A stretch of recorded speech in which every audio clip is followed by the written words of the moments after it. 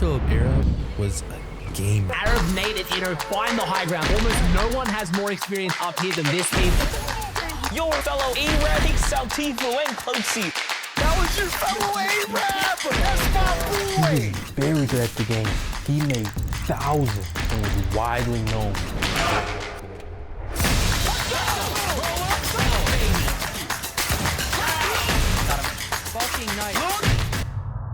But this game wasn't enough for him. He needed something more. When's the last time you killed someone? You're getting mixed with very dangerous people. Hey, stop. You ever feel like you're monetizing people's livelihood? Like if for example, like the homeless guy. Yeah, I mean, this guy is like literally straight up like doing poverty tourism in the worst ways possible. How many people have you killed? Hundreds of people. Bottom of the barrel content, and other content creators see what you're doing, they notice what you're doing, and they don't respect you. Why is Arab doing this? He could just stay gaming and found a different game. Why make this jump and risk so much? Arab's content creation career started in 2016. He did a wide variety of things: YouTube interviews, clay animation, and military skits. But what gave Arab his first big boost was making commentary videos. And what he did was make a video on Prank Invasion's course on how to get a girlfriend. This gave him 4,000 subs in just 1 week. So he stayed in the commentary niche. But there was a problem with this. My content's literally just beating on some dude. Sure, I know I'm cracking good jokes, whatever, but how long am I gonna just hate on someone? So I took a break from all of it.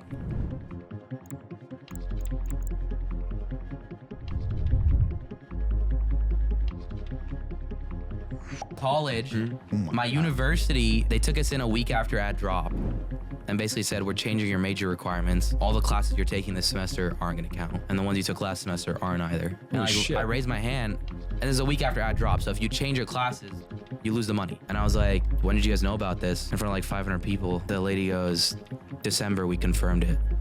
I was like, so they waited until after I dropped to fuck us. I dropped as many as I could to still have my scholarship, even though the classes were still useless. And I just started full-time streaming.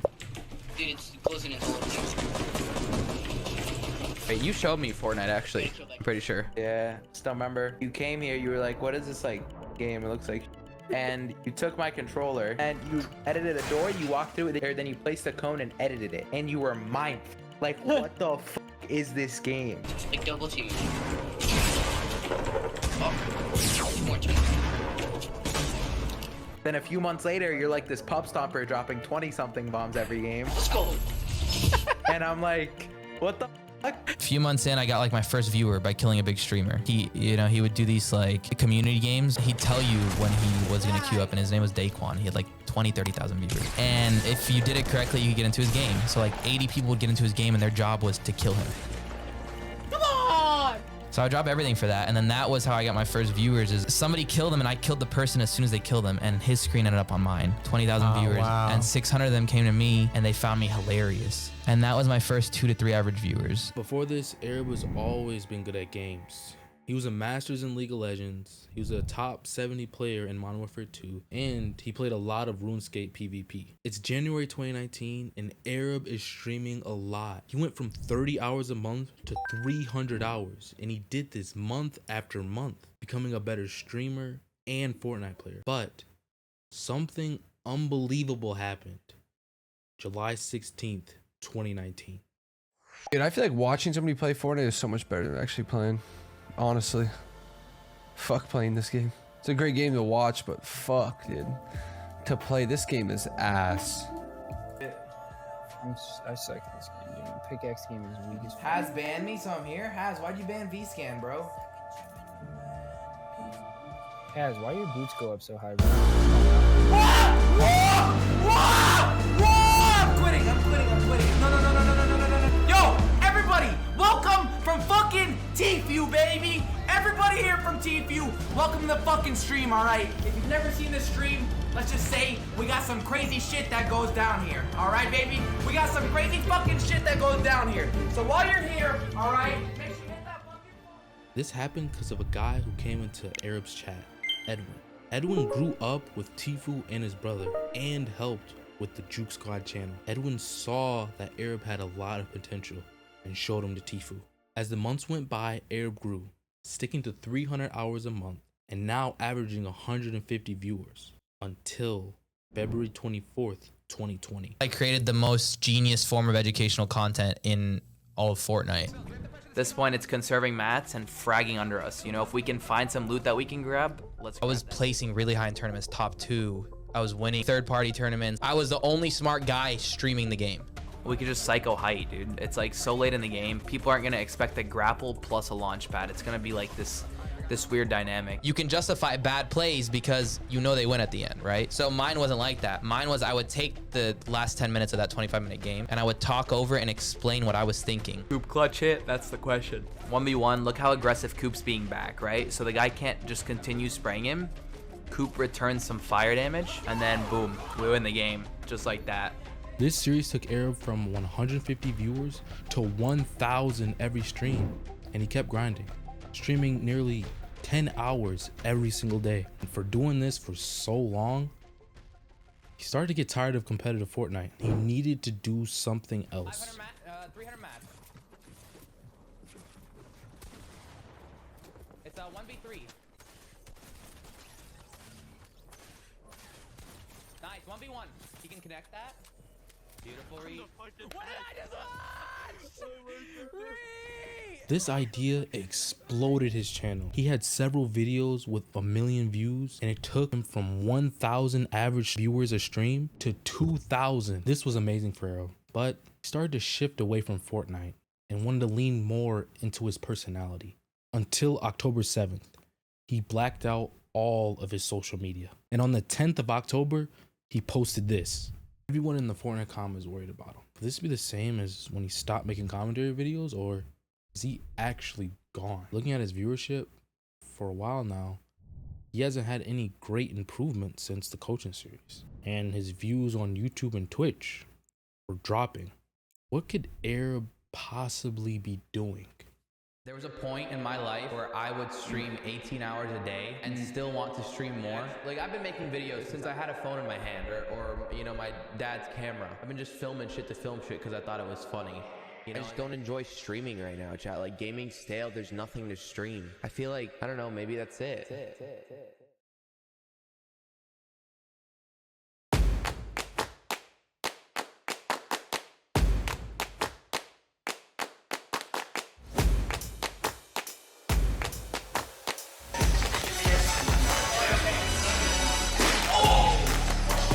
Face right now on Twitch, right? How you feel Shooting? about that? Oh, there's a car on fire. What the fuck? Blow up. I haven't, brother. Hey, brother. That guy just whipped out a gun. Oh, no, it's big. Really? Yes. Like that? Yes. XQC? What's your name? Baby no money, Alex. Baby no money. I feel like I've heard your name before. You gotta stop crying.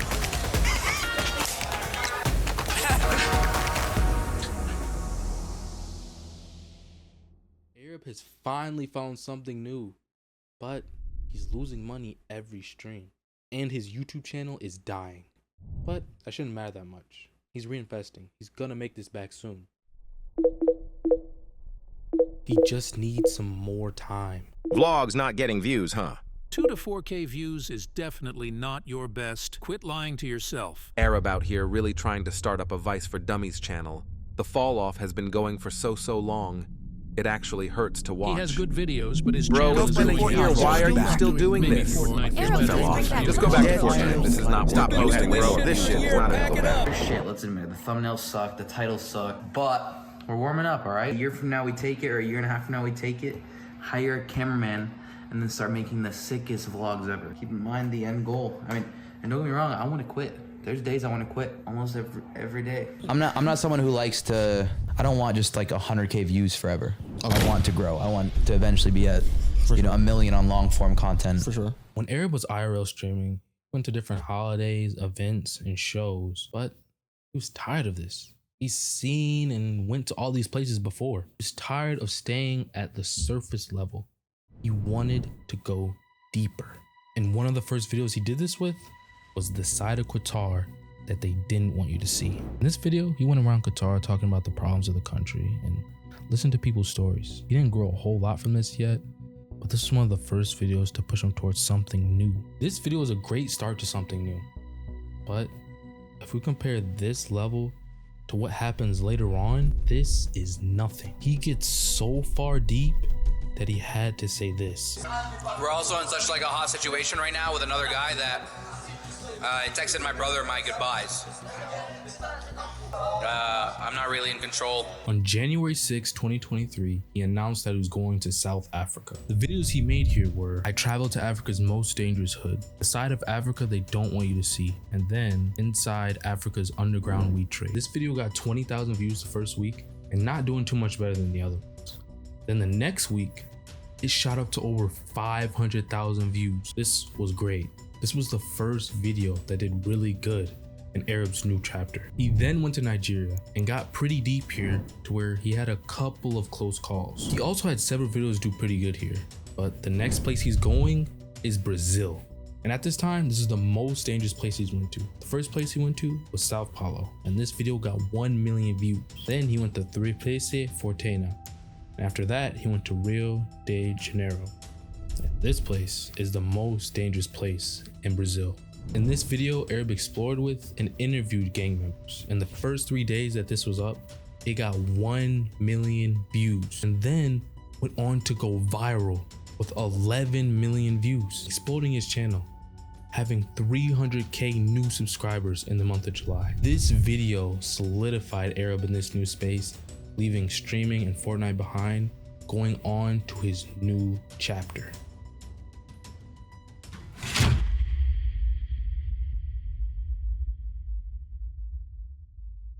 Arab has been making videos for 6 months now and understands how to make quality videos.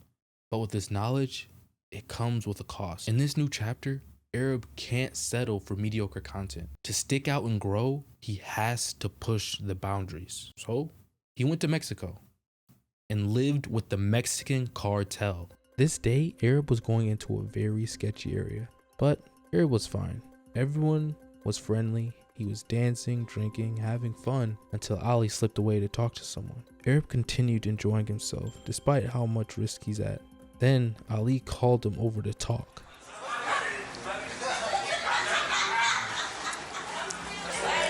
Situation with Benny, they were saying that we had something to do on the raid that they got. They text him, he blocks him again. And now the one that's sending him messages is asking him for his location. The boys of the main head want to know where he's at, and he told them. I mean, they want to drive by. Do they do that here? We're leaving today, bro. What are you talking about? We're leaving today. But if they want his live location today, he already gave it to them. I told them to give it to them. And they won't start some. And we haven't done anything now. No. Have we done something that No. Like what are they gonna show up and do if they show up? They're gonna kill you, bro. Damn. That is He couldn't do anything but see what was going to happen. live in the moment. I'm not really in control. Ali's handling everything. That's not even his real name. And Arab was getting skeptical of Ali. He was wondering if something went down, would he help him? They could, for all I know, set me up. Okay, rinse me for as much money as possible and set me up. But when Arab went up to them, everything was good and they were gonna leave. In his 4th day in Mexico, Arab was able to do the interview. Everything was mostly fine. Several taxis had broken down, but he was able to get home safe. The next trip he's going on made the Mexican cartel seem like nothing. I'm going to fucking Haiti. I'm going to Haiti. I might die. It's your fellow Arab. Kidnapped by a dangerous gang in Haiti. He traveled to Port au Prince to conduct an interview with the notorious figure. Someone who was a member of Barbecue's gang kidnaps him. They're asking for 600,000. And he sends me a video. It's 3 black dudes and they're cutting his out with a knife. I am not kidnapped. I'm staying at an expensive hotel. And I'm invited. They're taking care of me. They've given me a bed. There were a few occasions where Arab used his phone when he was negotiating money with his brother or to make Laman Sanju, his kidnapper, look good. Any other time, he had to sneak it out. Hey, what's going on? Hello, how are you? What are you asking for? $5,100. 5,000? Yeah. Oh, dude, I don't have $5,000. No, it's 500, $600,000. $600,000? Yeah, but I don't have 600,000. No one has 600,000. There's an important psychology here in negotiating. What? They said 600,000, and then he messed up. I was like, if he's gonna anchor really high at 600, I gotta anchor the exact opposite and say I can't even get $5,000. Yeah. So like from day one, they're like, fuck, bro, we're off with the 500,000. Arab's brother Eddie owns a marketing agency. He negotiates and structures deals all the time. After several calls, they agreed on a price range. I'll let you know. I keep my word. I will make the boss only 100,000. How much? I can't hear. They broke up. 100,000. But Eddie knew these people weren't trustworthy, and he needed to take action. Okay, you were tracking, and if our movement in country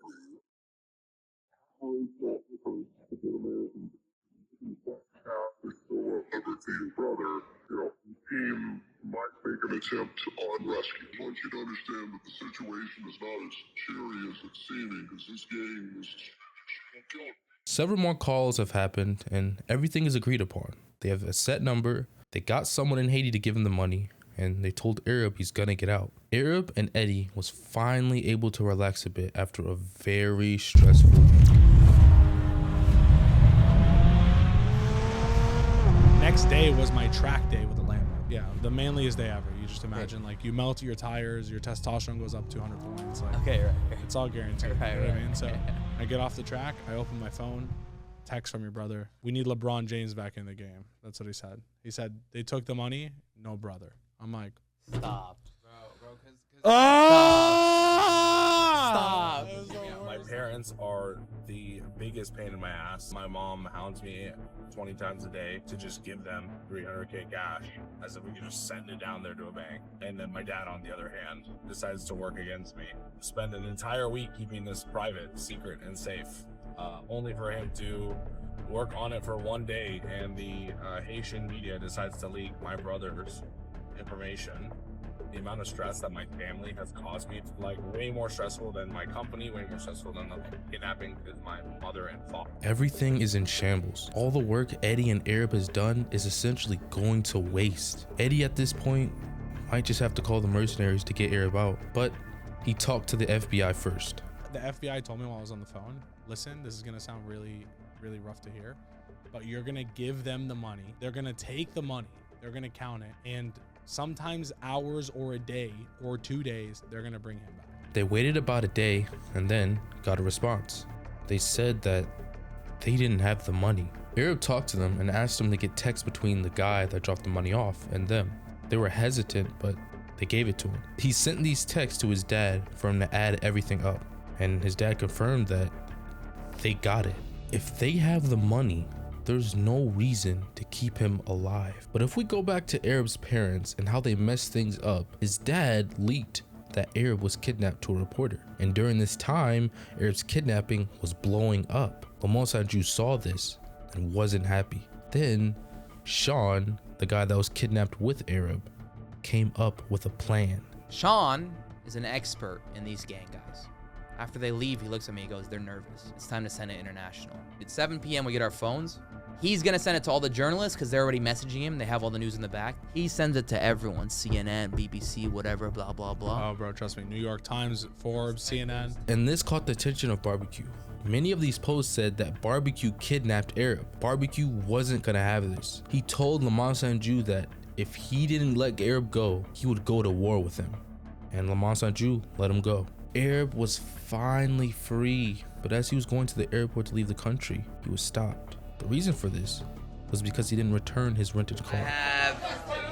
The guys who we rented the car from saw me in the airport after the helicopter, and even though we had already agreed on a way to return it, they decided they're gonna come jail me, and they're gonna request thousands of dollars for a car that's broken, complete shithole of a car. These guys won't agree to a realistic deal because they want to scam me because I'm white, and they saw how much money we had to pay to the guy who kidnapped me. 10 people, they're laughing. They're sitting there laughing. They ambushed me in the airport. They were exploiting Arab, and he wasn't gonna make it home. After spending a night in the military barracks, he went through the court system and everything got sorted out. That day, Ariel was able to get on the plane and go home. Getting mixed with very dangerous But like, you ever feel like you're monetizing people's livelihood? Like, if for example, like the homeless guy. I mean, this guy is doing poverty tourism in the worst ways possible. Why did Ariel make such a drastic change? He's nearly risking his life every video. What is the point of all this? Don't ask me why I do the shit I do. I like being a dumbass. I like the adventure. I just enjoy the risk so much for some reason. Yeah, you're mental. This is a story that I'll get to tell my kids. I'd trade that any day over sitting behind my desk like I used to have to. Freedom of speech, I think it's really important. Yeah. It's how you keep the conversation going. Which is why you made Arab Uncut, right? Yeah, 100%. I mean, it's about highlighting people and how real the world is. People don't want to see that. Living life on the edge, risking, pushing yourself to your limits, seeing what the human body can truly handle. Logan Paul said a quote. It's my favorite quote to this day. I already know which one you're saying. And he said, this was recently, it was like 3 weeks ago. He said, my job is to do the impossible and your job is to tell me I can't. Because that's like the reality to the haters. Yeah. Keep telling me I can't do shit, I'm gonna keep doing it.